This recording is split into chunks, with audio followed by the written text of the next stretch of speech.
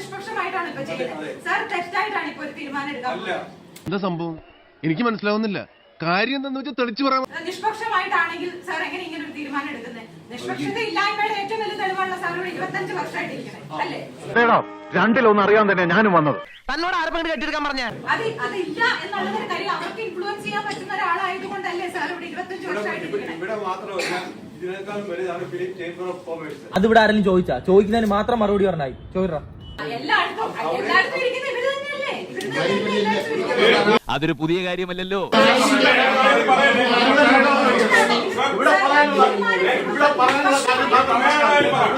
നീ ആരടാ എന്നോട് എതിർക്കാൻ?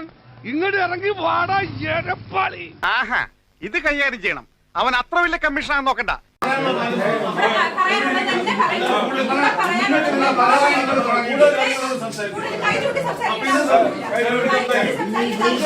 ഒന്ന് പോവാടാ മരമാക്കി പോയി തരത്തി പോയി കളിക്കടാപ്പ.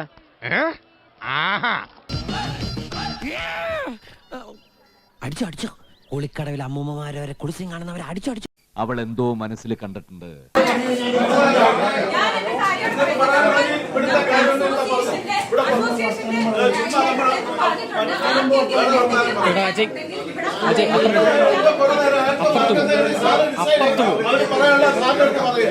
ഇത്തരം മുട്ടുമ കൊഞ്ഞെന്നെ കാണിക്കല്ലേ വേണ്ടത്.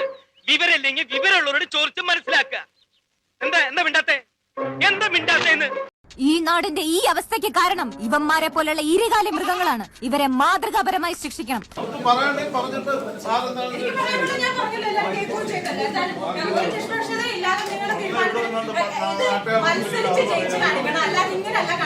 ഇതെന്ത് ന്യായം, ഇതെന്ത് നീതി, ഇതെന്ത് അവന്റെ അവസാനം കണ്ടിട്ടേ ഞാൻ ഇറങ്ങുന്നത്. പേടിയാണെങ്കിൽ ഇങ്ങനല്ല തീരുമാനിക്കണം. അത് മത്സരിച്ച് ജയിച്ചു കാണിക്കേ. അല്ലാതെ ഇങ്ങനത്തെ ഞാൻ ജീവിച്ചിരിക്കുമ്പോ നടക്കില്ല. ഇവളെ ഞാൻ ആർക്കും വിട്ടുകൊടുക്കില്ല. ഒരുത്തരും സിനിമ എടുത്താൽ മാത്രമേ മെമ്പർഷിപ്പ് കിട്ടുള്ളൂ. മനസ്സിലായില്ലേ?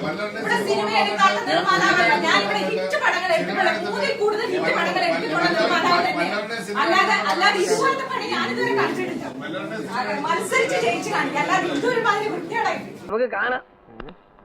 എന്താ എല്ലാം പറഞ്ഞാ? പറഞ്ഞു. അപ്പൊ പോണില്ലേ? വാടാ, ഇവന്റെ അടുത്തൊക്കെ സംസാരിച്ച സമയങ്ങളല്ല.